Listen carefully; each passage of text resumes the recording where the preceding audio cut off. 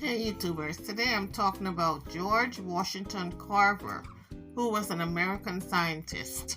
Before we get into it, YouTube family, kindly hit that subscribe button on the YouTube page. Thank you.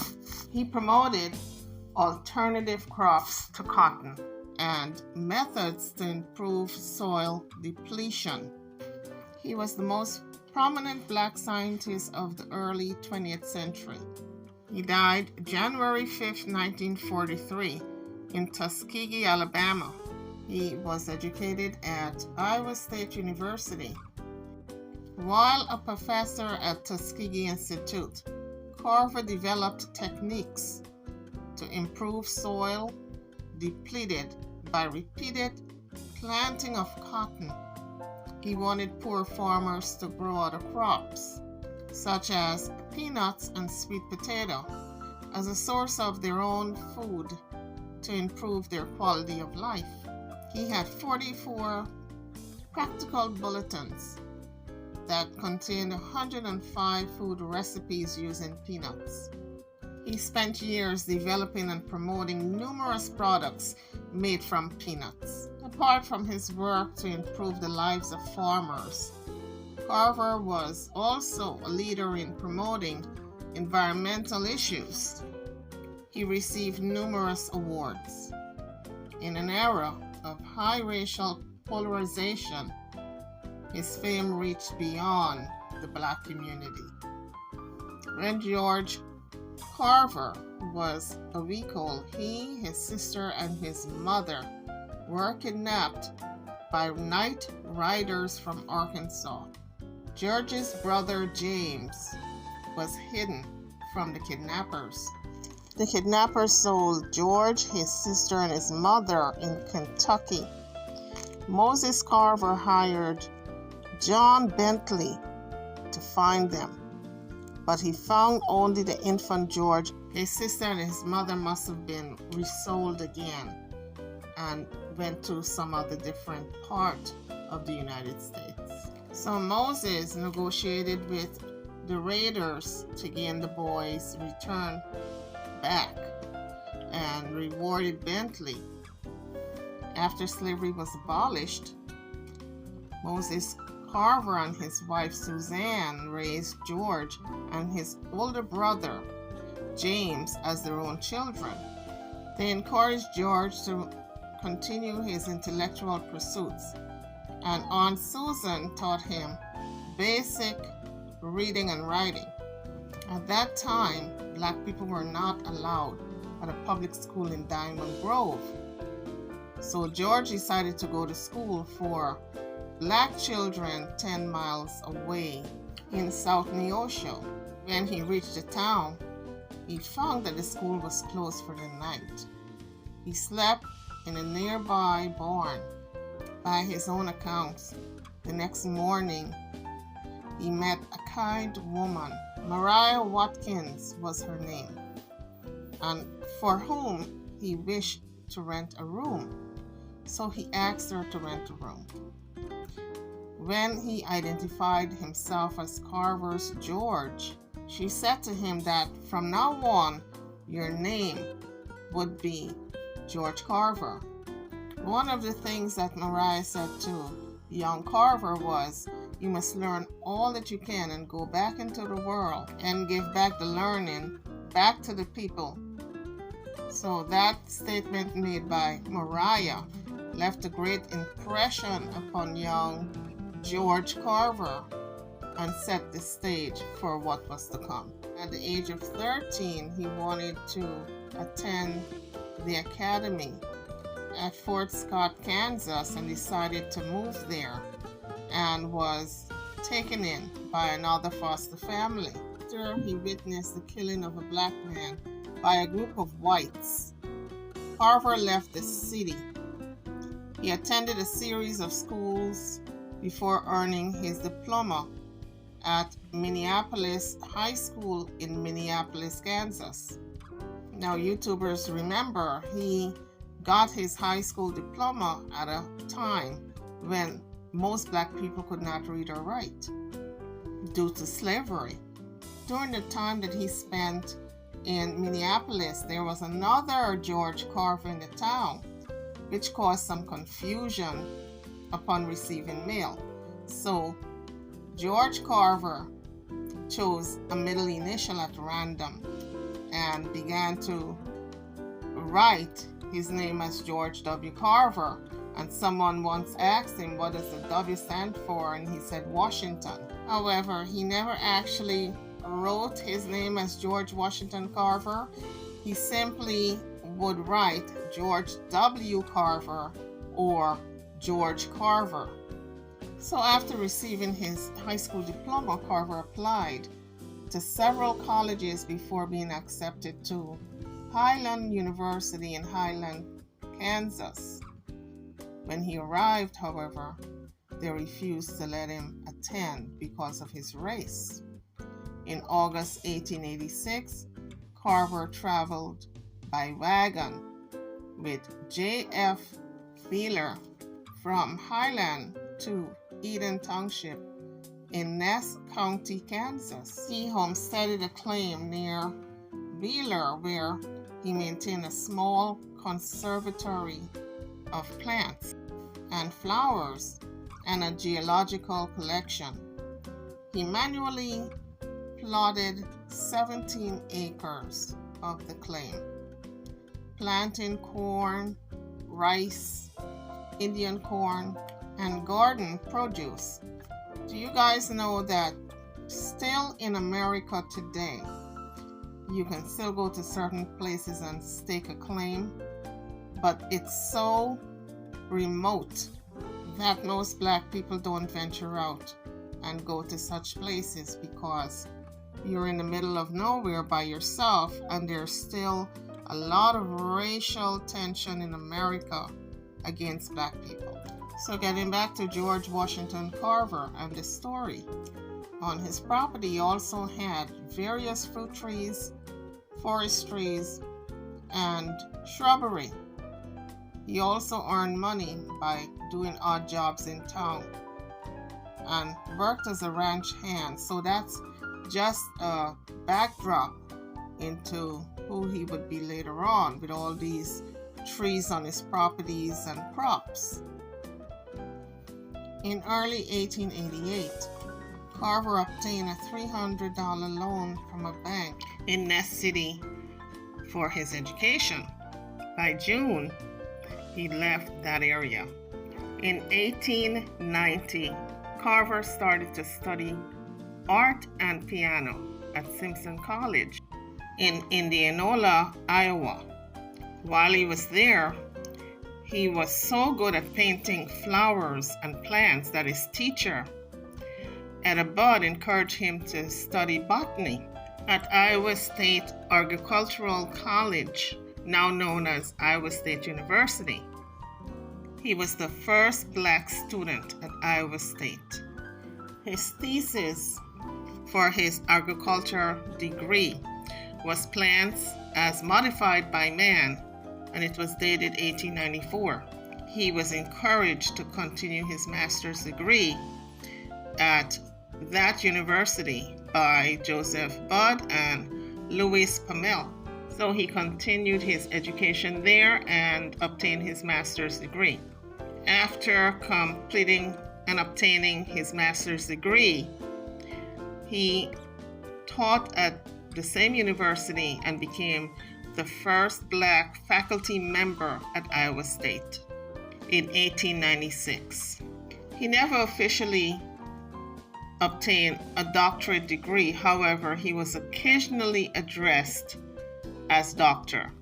In a letter communicated to Pamel, his friend, he noted that it was a misnomer given to him by others due to his abilities and their assumptions about his education. However, in his lifetime, Simpson College as well as Selma University awarded him honorary doctorates of science in degrees. In 1896, Booker T. Washington, the first principal and president of Tuskegee Institute, now Tuskegee University, invited Carver to head its agriculture department. Carver taught there for 47 years, developing the department into a strong research center and working with 2 additional college presidents during his tenure. He taught methods of crop rotation, introduced several alternative cash crops for farmers that would also improve the soil of the area heavily cultivated in cotton. He also initiated research into crop products and taught generations of Black students farming techniques for self-sufficiency. Carver designed a model classroom to take education out to farmers. He called it the Jessup Wagon, after the New York financier and philanthropist Morris Jessup, who provided funding to support the program. In order to recruit Carver to Tuskegee, Booker T. Washington gave him an above-average salary and 2 rooms for his personal use. There was some resentment by faculty because some of them had to share 2 rooms, the ones who were not married. And of course, because he earned his master's degree from a white college, they viewed him as arrogant. One of Carver's duties was to administer the agricultural experiment station farms. In other words, he had to manage the production and sale of farm products to generate revenues for the institution, Tuskegee Institute. He began to complain about administrative work in the 1900s. He complained that the physical work as well as the letter writing was too much. In 1904, an institute committee reported that Carver's reports on yields from the poultry yard were exaggerated, and Washington confronted him. And Carver did not want to be labeled as a liar, so he penned his response. He wrote in his writing, "Now to be branded as a liar and party to such hellish deception, it is more than I can bear. And if your committee feel that I have willfully lied or was a party to such lies as were told, my resignation is at your disposal." During Washington's last 5 years at Tuskegee, Carver submitted or threatened his resignation several times. When the administration reorganized the agriculture programs, or when he disliked a teaching assignment, also to manage an experiment station elsewhere. Also, when he did not get summer teaching assignments in 1913 to 1914.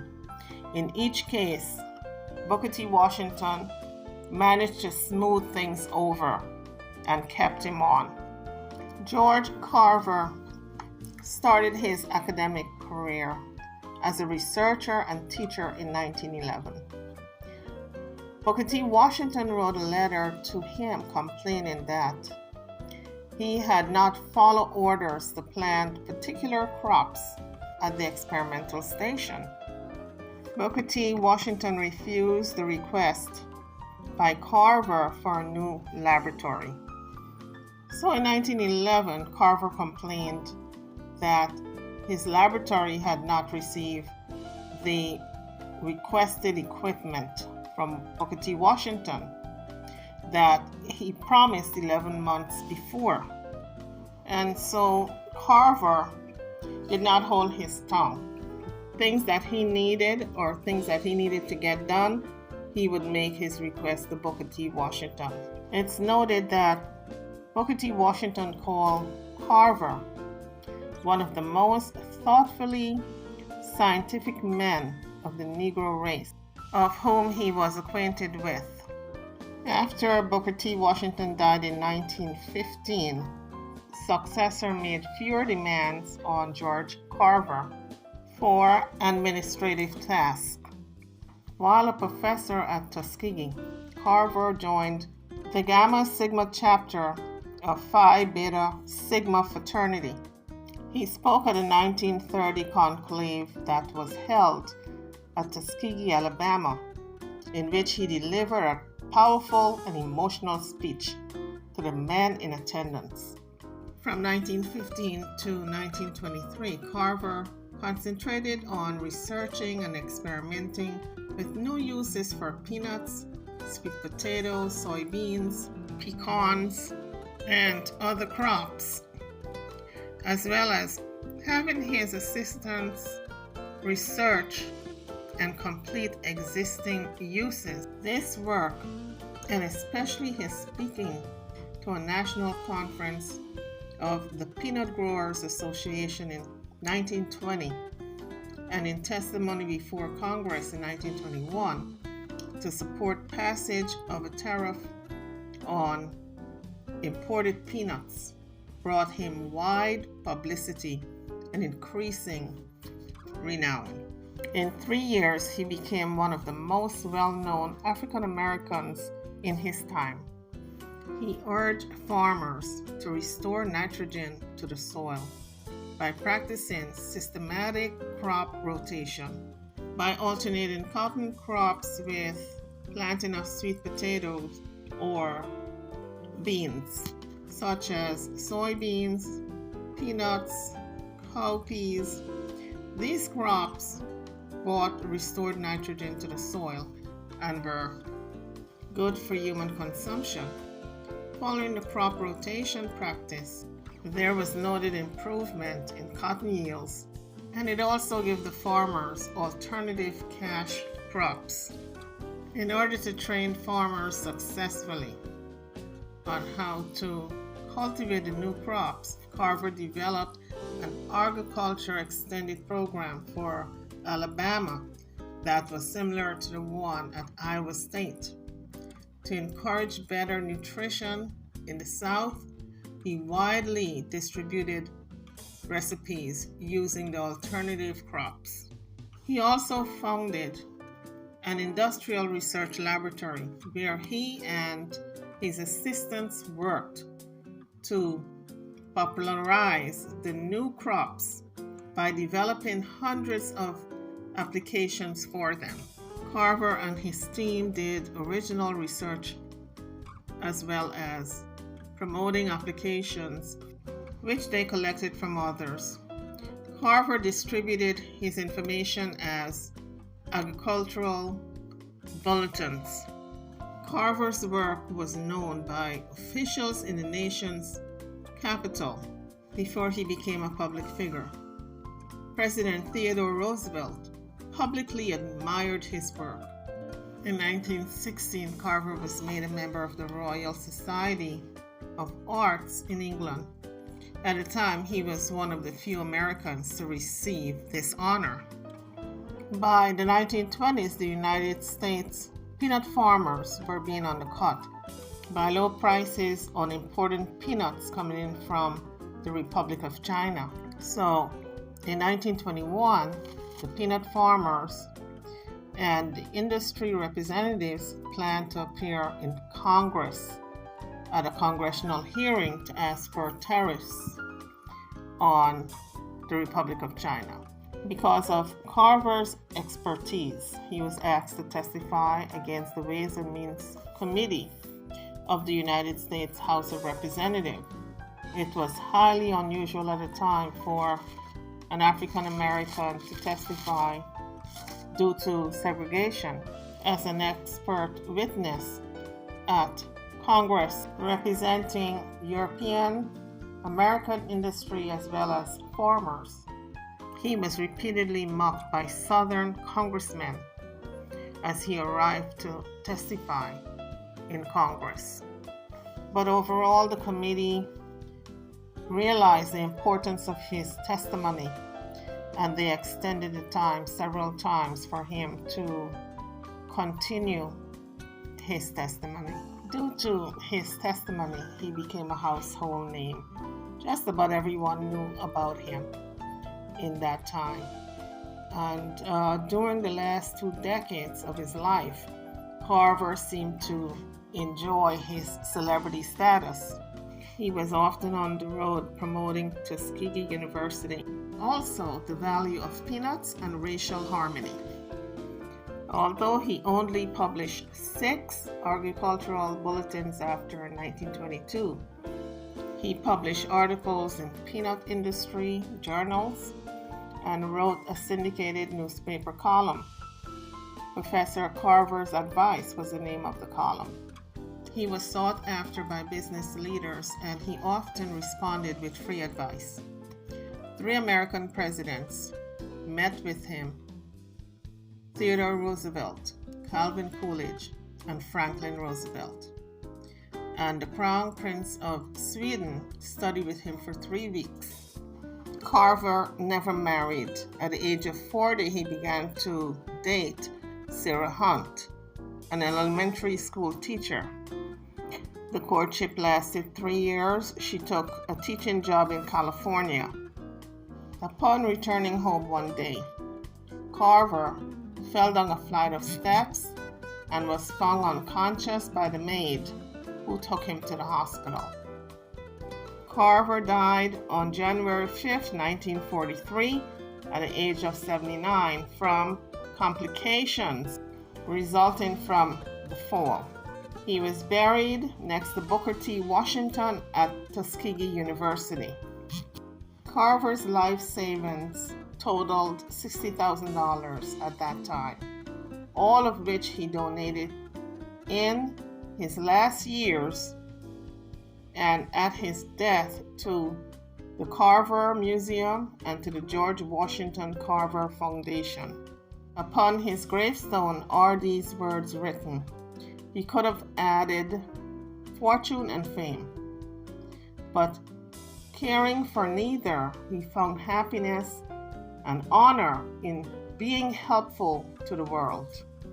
So YouTubers, remember that name, George Washington Carver. He was an agricultural chemist, a scientist who helped to revolutionize the agricultural economy of the South and the world at large, and taught the world about replenishment of nitrogen to the soil by crop rotation. He also developed hundreds of products using peanuts, sweet potatoes, and soybeans, although he did not develop peanut butter as commonly thought. YouTubers, I'm over and now. Please don't forget to hit that subscribe button before leaving the page. Thank you.